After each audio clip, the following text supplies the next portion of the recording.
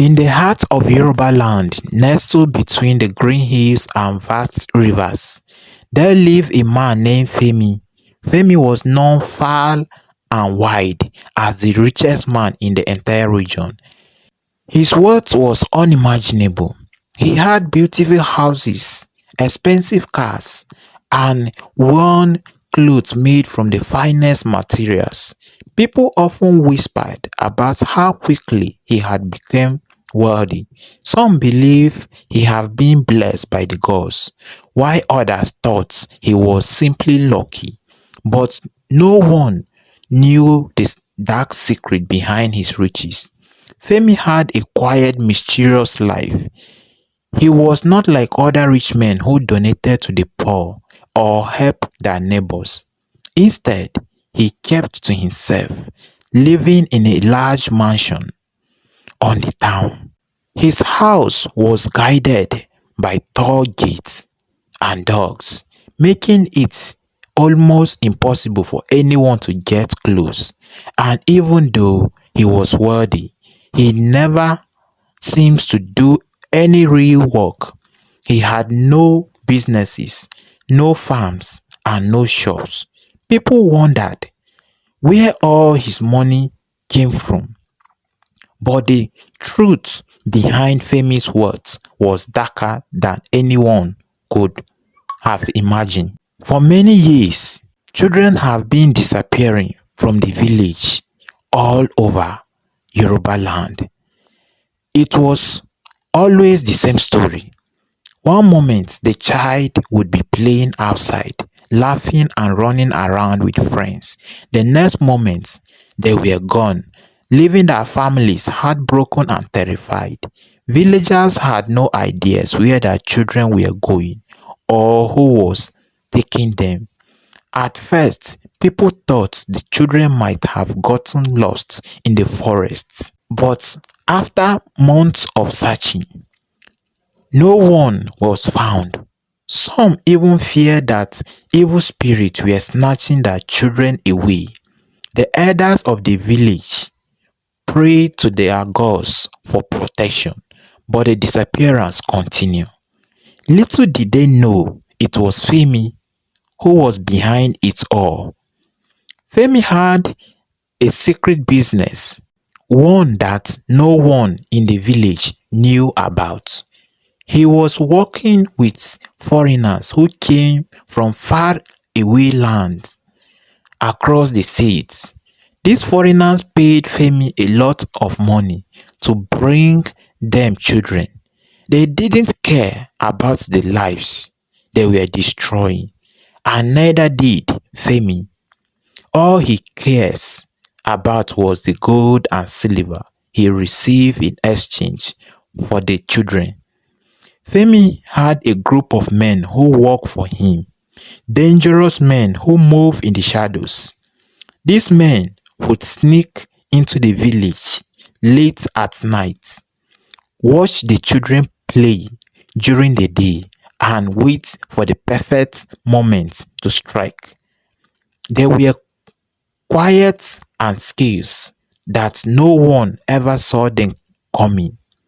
Once they have captured a child, they would take them to Femi's mansion where they were kept in a dark room, far from the sight of anyone.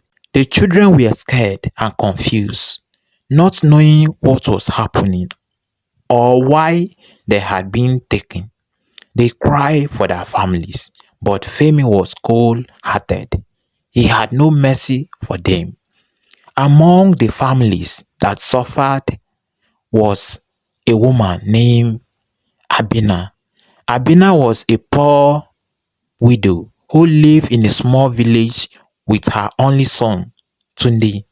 Tunde was a cheerful boy, always full of energy and laughter. He loved to play with the other children in the village, especially near the rivers where they would raise boats made of sticks. One day, just like many other children, Tunde disappeared. Abena searched everywhere for him, calling his name through the streets, but there was no answer. She knocked on her neighbor's door, hoping someone had seen him, but no one had. Her heart was filled with fear and sadness. She had already lost her husband and now her son was gone. But unlike some of the other parents who gave up, Abena refused to stop looking for her boy. She went to the village chief and begged him to help her. The chief sent out parties, but they found nothing. Days turned into weeks, and still there was no sign of Tunde. But Abena never gave up hope. One night, as Abena sat by the river where her son used to play, she overheard two men talking. They were whispering in the darkness, not realizing anyone could hear them. "We will take two more tomorrow night," one of the men said. "Femi pays well and the foreigners are coming soon." Abena's heart raced as she realized what she had heard. Femi, the richest man in Yoruba land, was behind the disappearance. She knew he had to act fast. Abena rushes to the village chief and told him everything she had heard. The chief was shocked but believed her. He knew that Femi was a powerful man, but he couldn't let the evil continue. The chief quickly gathered the strongest and bravest men in the village, and together they made a plan to catch Femi and his men. The next night, as Femi's men prepared to take more children, the villagers were ready. They hid in the shadows, waiting for the right moment. When the men came to snatch another child, the villagers jumped out and caught them by surprise.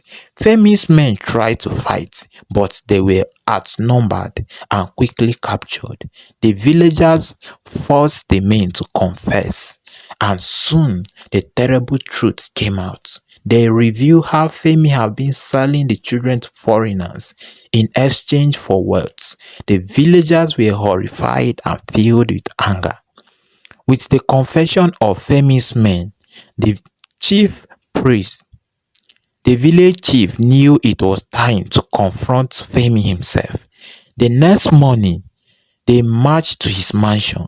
Femi, seeing the angry mob approaching, tries to run, but it was too late. The villagers had surrounded his house. The village chief, along with the police, broke down the tall gates and stole into his mansion. Inside, they found the children locked away in the dark room, frightening but alive. Among them was Tunde. Abena cried tears of joy as she hugged her son, grateful that he was safe. Femi, however, showed no remorse. He tried to bribe the police, offering them gold and silver in exchange for his freedom, but the police refused. They had seen the evil he had done, and no amount of money could make up for the lives he had destroyed. Femi was arrested and taken to court. His crime shocked everyone, and the judge did not hesitate to sentence him to a life in prison. The foreigners who had been buying the children were also caught and brought to justice. With Femi behind bars, the children of Yoruba land were safe once again. The village returned to peace, and no more children went missing. The villagers never forgot what had happened, and they made sure to protect their children more closely from that day forward. Abena became a hero in the village for her bravery and determination. Without her, the truth about Femi might have never been discovered. And as for Tunde, he grew up to be a strong, kind man who always remembered the lesson of that dark time. Femi's mansion, once a symbol of wealth, was abandoned and left to crumble. It became a reminder of the evil that had once lived there, and a warning to anyone who might think of harming innocent children for greed. And so Femi, the evil man who sold little children, became a story passed down from generation to generation, teaching children the importance of kindness, honesty, and courage. The people of Yoruba land learned that true wealth doesn't come from harming others. Femi's riches had brought him nothing but pain and misery. The real treasure in life was love, kindness, and the bond of family, something Femi had never understood. Femi's downfall served as a warning. No matter how much wealth you may gather, if it is built on evil, it will one day crumble.